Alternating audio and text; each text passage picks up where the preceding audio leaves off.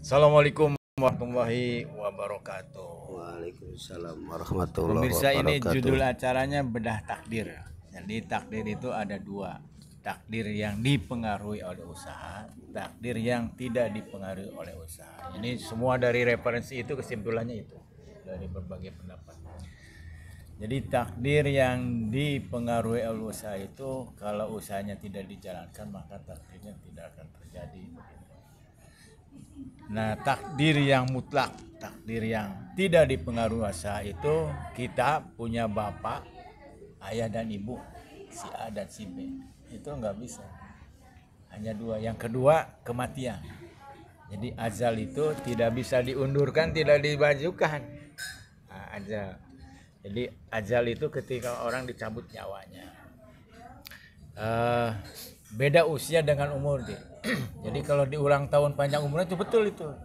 Kalau usia itu seseorang lahir sampai dikubur namanya itu usia. Tapi kalau umur, meskipun dia sudah dikubur, manfaatnya ketika dia hidup masih ada, ya dibicarakan orang, artinya karena manfaatnya gitu. Ya contoh konkretnya pahlawan lah gitu ya.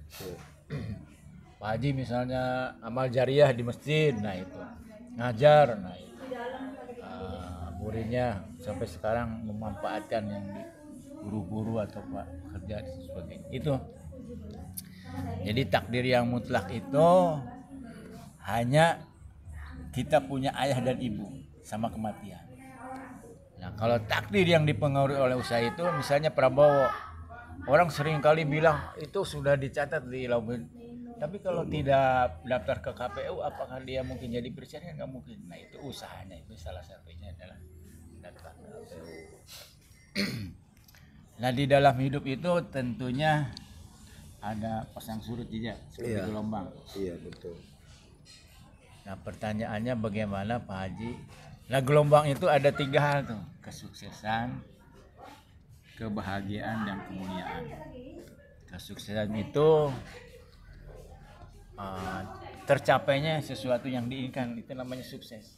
Apa saja, jabatan, harta, kos-kosan. Ini pemirsa punya 500 kamar kos-kosan. Ya, luar biasa ya. Nona ngeglinding. Ini dikenalnya Pak Nobon ini banyak sahabatnya ya, dari alumni TK, SD, SMP ada terus tuh semua gitu ya, luar biasa ini ya, itu. Jadi itu tiga hal. Siapapun diri manusia itu mendambakan hidupnya bahagia, sukses, dan mulia. Amin. Nah, tadi sudah sukses, sekarang bahagia. Bahagia itu menurut Kamus Besar Bahasa Indonesia itu tenang. Iya. Ya, siapapun diri kita bisa bahagia. Kalau mulia itu terhormat, tertinggi gitu. Dalam konsep Islam, inna akramakum indallahi atqakum. Surat Al-Hujurat ayat 13. Sesungguhnya yang paling mulia di sisi Allah itu adalah yang paling takwa. Takwa itu secara tersurat itu ada yang tadi dibahas itu. Surat Al-Baqarah ayat 1 sampai 5, kemudian surat Ali Imran 132 sampai 135.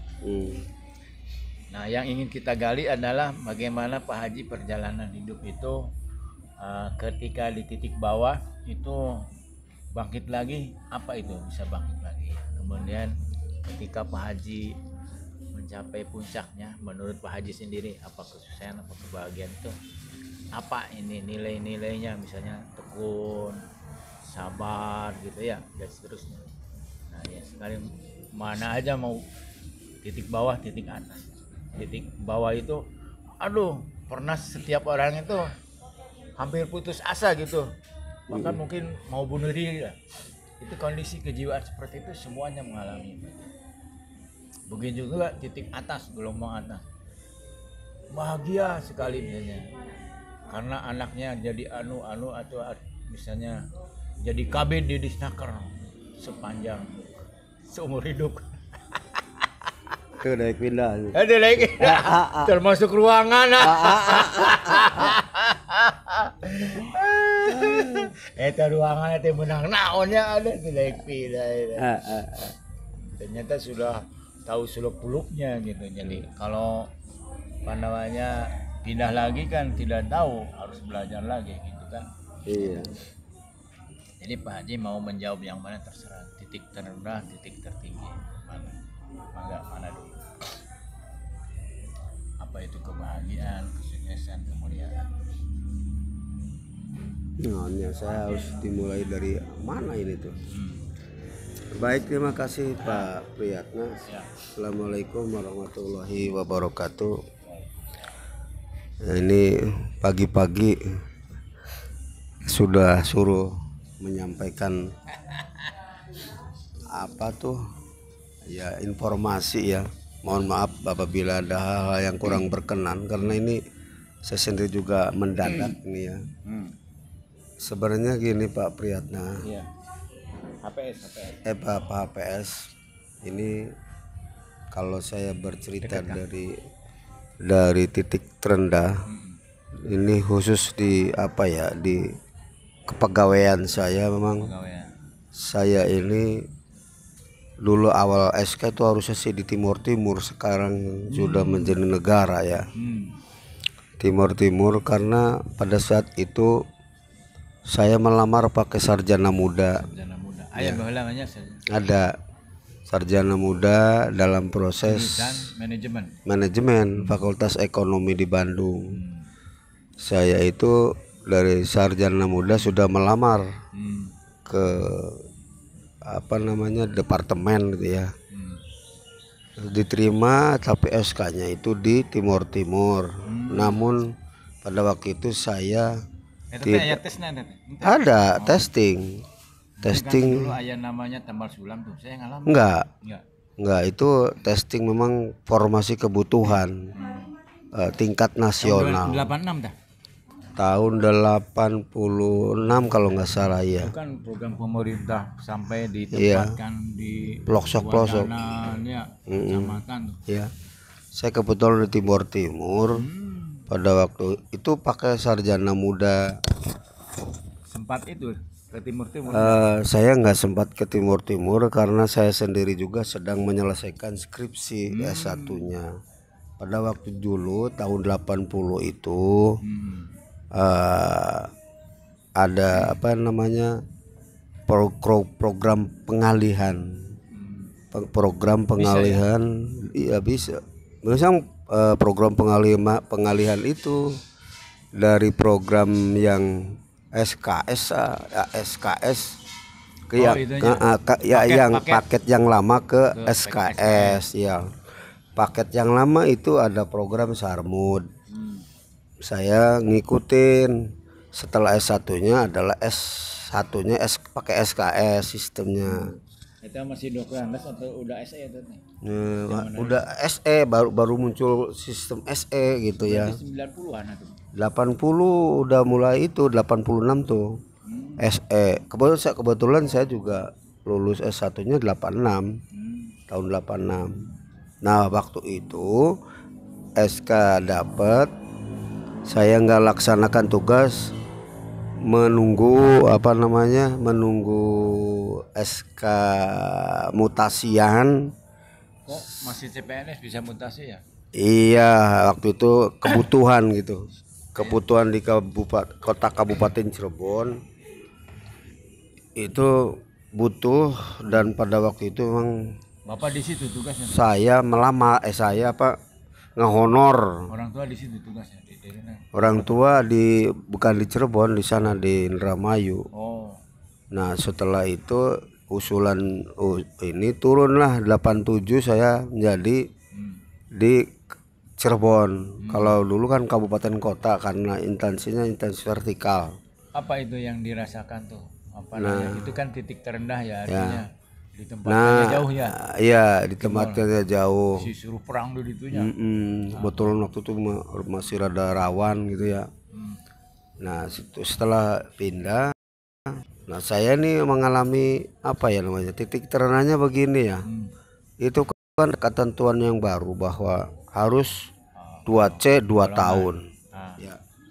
2C 2 tahun, padahal pada waktu itu kan penyesuaian nih. Iya. Ya penyelesaian itu ya mungkin Pak HPS tahu lah, pernah Ya, di kepegawaian. ada syaratnya kan. Ya itu penyesuaian itu tidak langsung jelek karena ada ketentuan baru.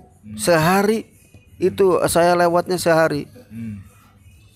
karena telat sehari dari provinsinya yang mengirimkan ke BKE-nya terlambat sehari, dan saya sendiri ngecek ke di sana di Jakarta memang provinsinya menyerahkannya, sehingga itu saya di titik terendahnya saya membuat C 2 tahun jadi kan 6 tahun ya, 6 tahun. Waduh, baru 2 C A 22 C 2 tahun, baru penyusunan berlaku Dari 2B ke 3A.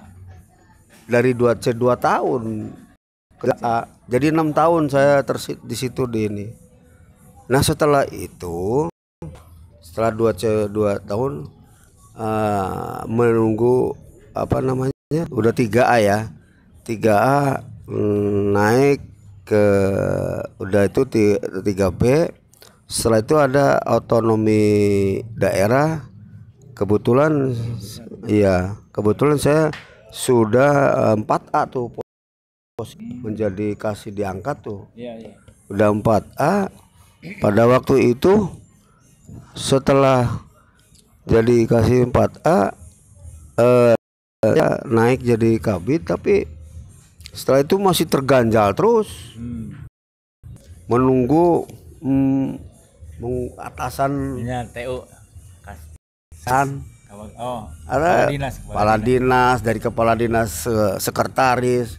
Saya pas yang terakhir yang saya nyesalkan itu tidak masalah sebenarnya kalau sama sekretaris sih katanya. Iya, kalau kepala dinas ya jangan mendahului. Saya tuh ya itulah, dari situ ya memang ini istilahnya kisah perjalanan saya di PNS ya. Tapi alhamdulillah sekarang juga sudah hasilnya, walaupun tidak jadi kepala dinas, tapi alhamdulillah lah, artinya bisa istilahnya menjadi kepala bidang yang eselon 3A gitu, walaupun sekarang kepala bidang itu 3B ya.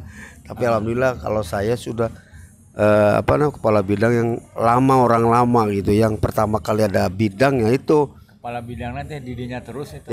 Ya, kepala bidangnya ada 2 kepala bidang yang itu sampai dengan 7 tahun. Terus ada kepala bidang khusus sedang saya dipindah, iya pengawasan sampai dengan 9 tahun setengah. Jadi kapten mulainya tahun berapa jadi kapten? Tahun 2006 kalau nggak salah. 2006. Ya, 2006 jadi kabit sampai ya pensiun 2018 lah. 12 tahun. Nah, itu kan kebanyakan kalau seandainya orang makan, apalagi jadi kabit 4 tahun lah, cepet jadi kepala dinas. Ini saya 12 tahun nggak jadi kepala dinas. Ada apa itu kan begitu. Kalau titik tertingginya apa itu? Titik tertinggi yang membahagiakan dalam hidup. Ya tertingginya alhamdulillah lah, pernah pengalaman, artinya sudah diusulin jadi kepala bidang, digeser sama orang. Tapi saya bersyukurnya yang pertama saya sudah melaksanakan haji. Saya istilahnya sudah ya artinya sudah inilah itu, sudah cukup lah untuk istilahnya dan lain sebagainya gitu ya. Saya bersyukurnya gitu aja. Padahal waktu itu Rebo dia kasih tahu sama dinas yang dulu, Jumat dilantiknya orang lain. Itu pernah itu terjadi. Untuk jadi kepala bidang. Itu jadi saya tuh yang pertama itu jadi kepala bidang dilantik itu. Iya. Yang jadinya orang lain. Yang jadinya orang lain itu. Padahal Rebo sudah dikasih tahu sama pimpinan, siap-siap sudah dilantik. Di luar Disnaker masuk ke situ ya. Iya di luar Disnaker masuk ke situ, Pak. Nah, yang saya ingat itu memang waktu itu yang masuknya golongannya lebih tinggi daripada kepala dinas. Ada kayak gituan. Akhirnya kan Nggak boleh harusnya. memanggil saya, nanyain Pak Bupati Dedi waktu itu almarhum. Saya ke pendopo dipanggil, menanyakan bla bla bla bla. Wah, saya jawab benar Pak, ini. Akhirnya kan pindah salah satu dan lain sebagainya lah. Tahun seberapa itu? 2000 berapa ya? Kira-kira 2000, pokoknya masih Pak Dedi lah. Masih zamannya Pak Dedi. Itu pengalaman yang itu Pak APS. Ya mohon maaf barangkali ada yang salah itu. Saya udah lupa lagi. Oke, terima kasih nih Pak. Mudah-mudahan jadi benda takdir itu supaya orang lain itu mengambil pelajaran dari perjalanan hidup siapapun gitu. Iya. Nah itu sebetulnya itu artinya jangan mengulang gitu. Apa yang dialami oleh seorang, mudah-mudahan menjadi sumber inspirasi atau sumber motivasi gitu, bagi yang lain. Terima kasih. Assalamualaikum warahmatullahi wabarakatuh. Waalaikumsalam warahmatullahi wabarakatuh.